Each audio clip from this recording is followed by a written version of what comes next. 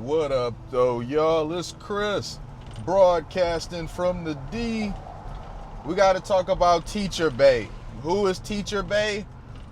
If you don't know by now, it is a young woman. She's a teacher at a school. She dressed very provocatively. She wears all types of inappropriate clothing considering what her profession is. You have a woman that is a teacher, that is a professional, and she dresses like she going out for date night or for a girls' night. Not really the type of person I'd want to be around my child, especially if I had a daughter at her school. But let's get into it a bit. This woman, she chooses to dress very provocatively. She makes videos and shares them, so apparently she wants to be some sort of influencer, teacher hybrid.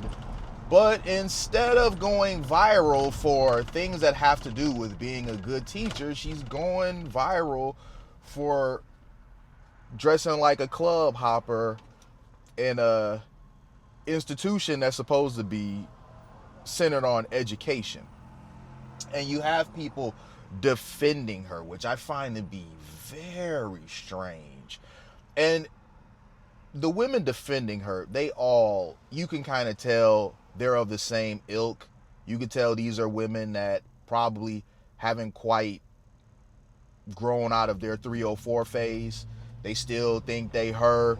They got kids, and they're in their 30s, some in their 40s, and they still think they that same baddie that they was back when they was 20 to 25. It's always those types, because no one with any good sense, no one that wants their kids to be focused on learning whatever the curriculum is. I'm not even sure what her class is, what she supposedly is teaching. But I'm sure you would want your kid focused on whatever the curriculum is supposed to be, instead of how tight her skirt is, or how tight her top is, or what Chanel bag or whatever bag she may have that day is. It's just absolute insanity to me. I recall not too long ago, and you guys might recall this as well, there was a male teacher that ended up being let go because he let his female students take down his hair. He had braids. People didn't like it. They deemed it to be inappropriate. They were saying the girls are touching you. You know that you're in a position where the girls are gonna like develop a crush on you, whatnot. And none of what they were saying was wrong, in my opinion. I thought they were right. I thought him allowing those young girls to braid his hair was very inappropriate. He may have saw it as innocent, but I'm just like, you only see it as innocent because you may believe you have no ill will, no ill intent, but these aren't your kids. If it were your kid that you saw on video taking down another man's hair, I promise you'd have a problem with it. So he ended up being let go by his school, and everybody went on. Well, even though there's no physical contact being made in this case, I believe it has some of the similar implications. You have young boys that are full of testosterone, and you have a teacher that is, I guess, you can say she's attractive and she's got a nice body. She's got a BBL. I forgot to mention that. She's got a BBL. So you have a teacher here with a BBL wearing tight dresses or whatever, hugging her hips, hugging that BBL. And of course, when you got boys around, they're going to look at her. They're going to comment on her. Y'all already know, okay? She's been the subject of discussion in the lunchroom or during PE class. You guys still had that PE class? We had gym. I don't even know what they called it, but we had an hour of gym every day. You either got out onto the court and hooped, or you just sat and chilled with the girls. I really couldn't tell you what we called it though. But I already know she's been the subject of conversation for many gym hours, many lunch hours, and probably is for the girls too, because the girls see her and they see all the attention that she's getting from the young boys, and they want that attention too. Girls love attention. I remember being in high school, and because some things never change, because a lot of those same girls that I knew in high school are still like this as adults. Girls absolutely love attention from boys. And if they have a teacher dressing this way and behaving the way that she's behaving, which is pretty damn ratchet, they're going to try to emulate that because she's getting the results that they want. You can't tell them any different either. I also think it's absurd that she's not being reprimanded in any sort of way. Because, I mean, let's be for real here. You know this is an inner city school. You know it's an inner city school because she never would be able to get away with dressing this way, moving this way in a suburban school. I remember when I moved out of the hood and I went to Royal Oak. My son, Amaze, he was in second grade at the time.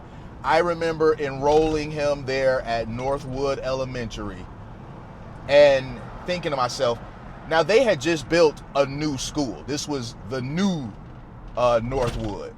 I remember walking in there, how nice the school was, new it was, and thinking like, man, things about to be different for him. His experience growing up is going to be way different than mine. His experience in school is going to be way different than mine.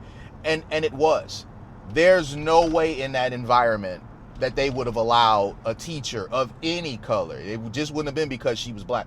But I don't think the white teachers at that school would have tried to dress like this anyway. But there's no way they would have allowed anybody of any race to come in there around the kids dressed this way and uploading social media shorts. They would have got her up out of there. So she's in the right environment where she can get away with this.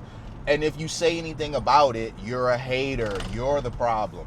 I'm so tired of that sort of stick with us, that people can just do what they want to do. They don't have to follow any rules. They don't have to have any standards. They don't have to have any class. And if you have a problem with it, well, you're the problem. You know, it's not them that's the issue. You're looking and finding something that's really not there. She's not sexualizing herself. You're sexualizing her. It's like, oh, right, you know, because she's totally wearing the tops that she's wearing and the skirts that she's wearing to not be sexualized. Now, people have debated if she's doing this for, let me roll these windows up for y'all, if she's doing this for the male attention from the students or male attention from other on staff. I can tell y'all this. In predominantly black communities, the schools are mostly females in terms of the staff. So even though I don't know for sure, more likely than not, it's probably more about the students than the staff. All right, I'm gonna just leave it at that. You know, I'm not accusing her of anything or whatever, but some of these chicks, they don't care where the attention comes from, be they underage or adult.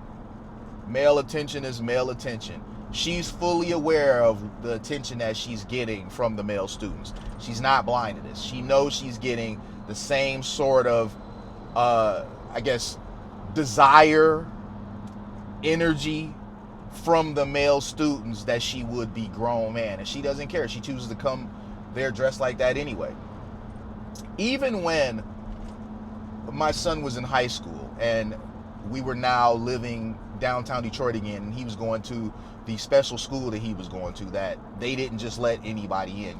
There was a waiting list and all that. They had the principal there, Dr. Lockhart. Listen, that guy was amazing.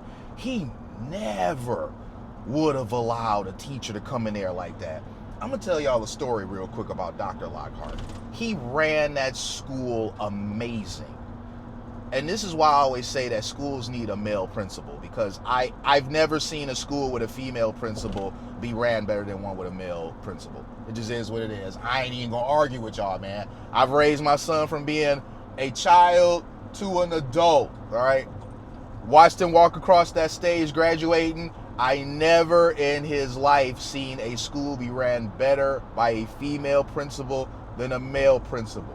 But let me get back to the story. I was having problems with the Power School login. This is so that I could see his grades. I was also not getting any of the update emails that the school would send out regularly. Now, I had been up to the school multiple times over the course of a few weeks trying to get this ironed out. Nothing would ever happen. I happened to come up to the school for a parent-teacher conference.